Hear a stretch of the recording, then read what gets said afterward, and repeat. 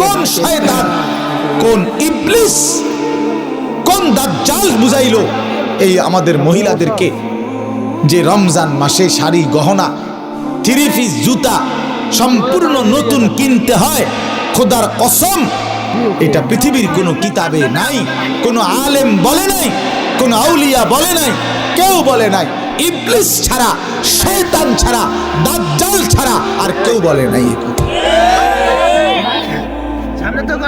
এটা দাজ্জালে বলছে, দাজ্জাল, শয়তান ইবলিসে বলছে। আলীর কথাই ঠিক আছিল।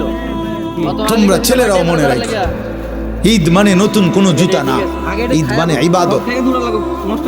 ঈদ তার জন্য খোদার কসম নবীজি বলছে ফারাহাতুন ইনদা ফিতরিহি, ঈদুল ফিতরের আনন্দ তো রোজাদারের বেটা। হারাম করে আবার ঈদের আনন্দ কি? সুদখোরের কোনো ঈদ নাই, ঘুষখোরের কোনো ঈদ নাই, মদখোর, নেশাখোর, ফুট্টাখোর, বাবাখোর, ডালখোর, হারামখোর, ইয়াবাখোর, এই সমস্ত অসভ্যের কোনো ঈদ নাই বেটা। তোর আবার কিসের ঈদ বেটা?